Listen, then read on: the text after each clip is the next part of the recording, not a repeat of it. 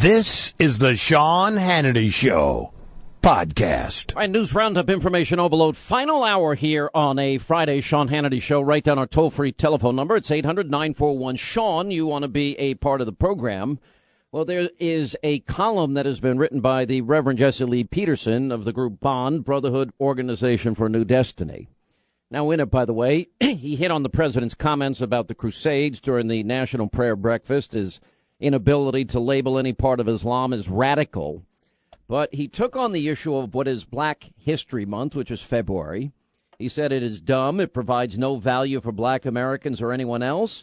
He said in reality, black history is American history. Any attempt to detach the two separates blacks from their country and empowers useless, quote, black leaders. Instead of celebrating Black History Month, I challenge black Americans to get over their, quote, blackness and start building character this month. Anyway, joining us is the Reverend Jesse Lee Peterson and the Reverend Oliver White of Grace Community United Church of Christ. Welcome both of you to the program. Hi, Sean. Thanks for having me on. I appreciate it. You know when you write words like this, Jesse Lee, that it's going to cause an outrage, and it's going to cause a lot of people to be indignant. Yes.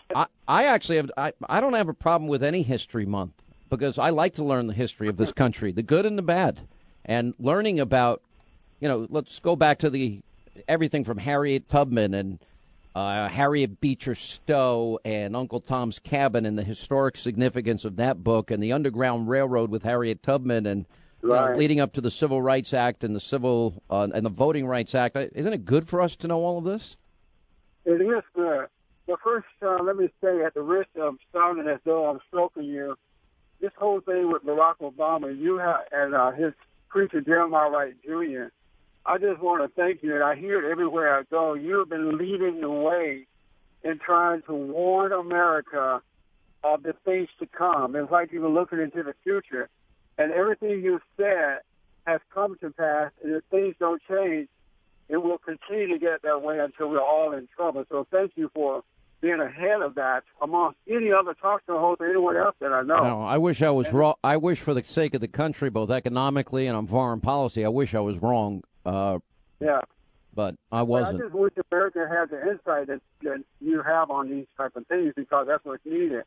And as far as Black History Month, I have no problem with knowing the history of black Americans who helped to make this country great. But Black History Month is the purpose of it is to divide the races rather than uniting them. The fact is that blacks who contributed into making this country great were Americans. They were not African Americans. They were Americans. And what needs to happen is that they need to make the history of black Americans a part of the history books where children are learning these things as they go through school, being taught as Americans and not African Americans. If white people had a month set aside for White History Month, folks would see that that's racist and not good for the country, and they would have an outrage. There would be an outrage about it. So if it's wrong for white Americans to do it, it's wrong for black Americans to do it. And as far as black Americans focusing on their colors, as long as they focus on being black, they're never going to get better. They're never going to develop that character that Martin Luther King talked about when he said that we as black Americans should be judged by the content of character, not color. But I think the point is, though, is that we want to make people aware of what Martin Luther King Jr. said. Isn't that, in other words, so this is an opportunity to focus on it? Well, the problem is they don't focus on character. They focus on race. They focus on racism. They present those folks, the people who had good intentions for this country, they present them as folks who were, being discriminated against, and this is what happened to them, and this is still going on. They are not focused. Their purpose, Sean, is not for the good of black Americans, but for their own power and desires that they have. But how many kids today? I want black Americans to focus on character, Sean. How many people really have taken the time, though, to listen to the I Have a Dream speech or learn about Martin Luther King Jr. and letters from an Alabama jail and Selma and Booker T. Washington and others? I mean, I think overall our educational system has failed, but I mean, a focus on some of these incredible men, or how many people really understood who was involved in the Underground Railroad and the real risk they took to stop the evils of slavery. I mean, those are things that are invaluable. Learning about courage and standing up for what's right and moral character. I mean, I think those stories are not stories. Those Americans were just incredibly heroic. And you're absolutely right about that. But that needs to be taught to all Americans. Agree with that. And the public school system has failed. You're right about that. But just imagine the impact that would have if all races of children were learning that while going through high school. They would see Black Americans just as regular folks, not different from anyone else. And as far as Booker T. Washington is concerned, Booker T. Washington, for the most part, is hated by the Black liberals of today and of yesterday because Booker T. was a conservative. He believed in Black Americans working for themselves. He taught not to hate anyone, that it was good and even everybody. He believed that Black Americans should be independent. And people like W.D. Du Bois and others hated him for that. They saw him, as they see me today, and other Black conservatives, as sellouts. All right, let me bring Reverend Oliver White into this discussion. Reverend, you hear what we're discussing here. I wanted to get your thoughts. Well, thank you. Mr. Hannity, you and I have often disagreed. But finally we're talking about something that we agree on. So allow me to just say that Black History Month is a time that African Americans look forward to because it compels us to focus our responsibility to learn and teach Black history because it's an important source for empowering our community, which includes, as you are aware, a few other venues for disseminating our history.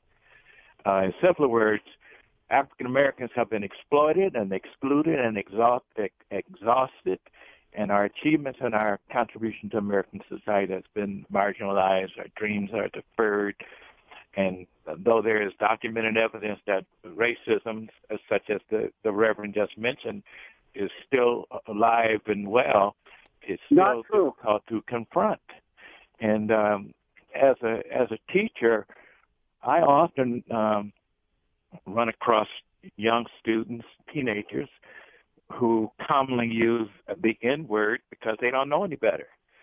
They think of it as a term of endearment. But then when we tell them about the achievements of their ancestors, for example, all the many things that are common that we have invented, such as the thermostat, the refrigerator, lubricating system for trains, and so forth and so on. They are truly amazed, but it doesn't do much to stop them from referring to each other in negative terms because they don't know any better. So I am a strong advocate for Black History Month. Black history, that has to do with coming from single-parent homes, and they're not taught to respect themselves and others. You can teach Black history until the cows come home. That's not going to change the attitude of most Black young people today. They're angry about the lack of proper parenting in the home. I want to ask you, sir, would you be in support of White History Month? I could care less about that because that's really all I was taught.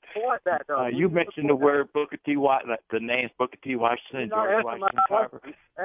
Growing up and going to high school, those were the only two Black historical figures I knew. It wasn't until I went to college and then decided to study further that I recognized that we have contributed much more to society.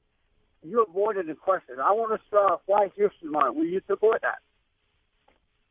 No, I will not stop anyone who would attempt to stop Black History Month unless you're planning to make it Black History Year.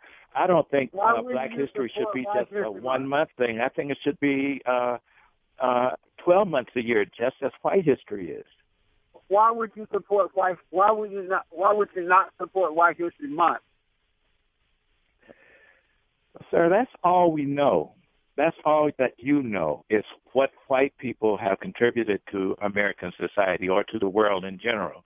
Our history has been squashed Our But history see, you're not, has you been don't want to eliminated. support it because you know it's wrong. So here's what you should be fighting for. Why not fight to include Black Americans who contributed to making this country great?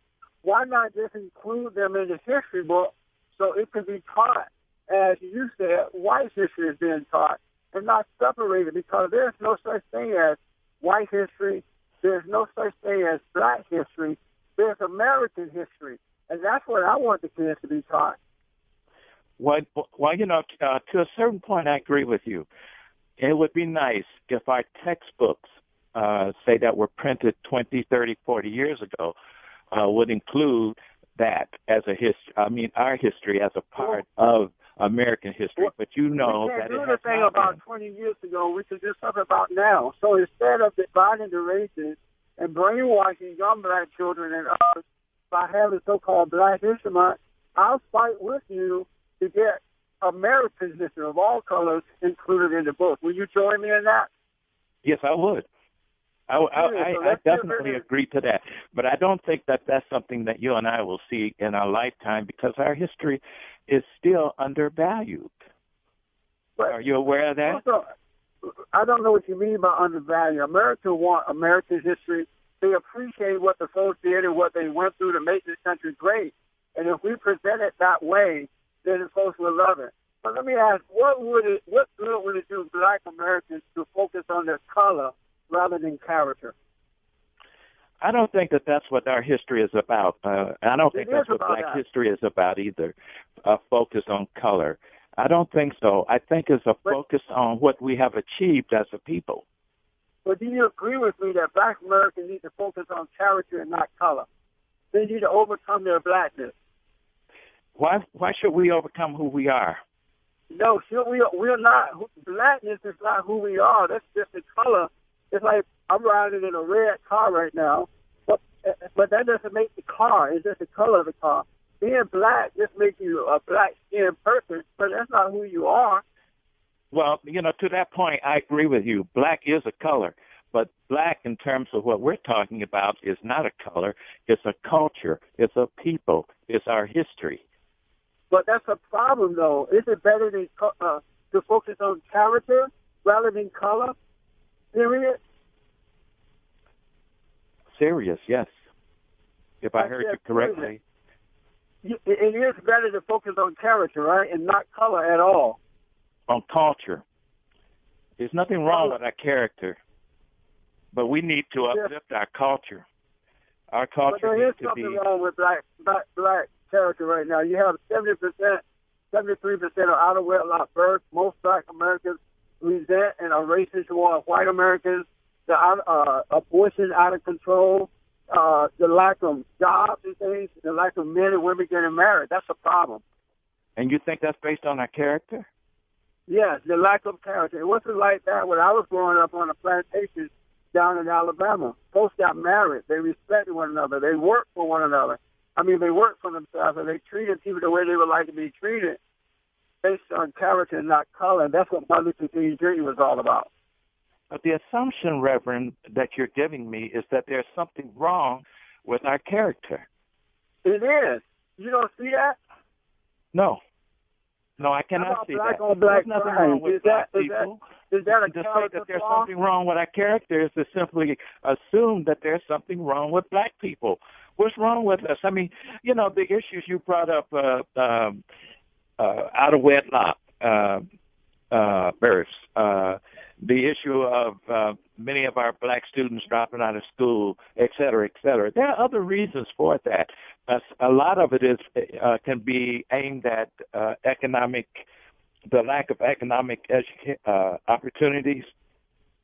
Poor no, that's not true. It's due to the lack of parental guidance. We have guys, this generation of parents certainly have had Reverend some White, issues in raising their children. Reverend White and Reverend Peterson, I could let this go on all day. I really can. A fascinating, very, very smart discussion on both sides. And I think we all agree that we want to be one America, united under God. We agree on that point? What's I that? agree with that. We want to be one America, but then that doesn't mean that we need to erase our culture and become homogenous. No, I think if you don't learn from the past, you're doomed to repeat it. I don't want to repeat some of America's mistakes and evils. No way. But America has a lot of good in it too, and all throughout history, people of good will join together, and that's what made this country great. In many ways, it's the exceptionalism that we right wrongs, correct injustices, overcome evil. All right, thank you both. Appreciate it. Quick break. Right back. We'll continue. Hannity Headline, a bite-sized version of the show that you can take with you everywhere you go. To sign up today for Hannity Headlines, go to Hannity.com.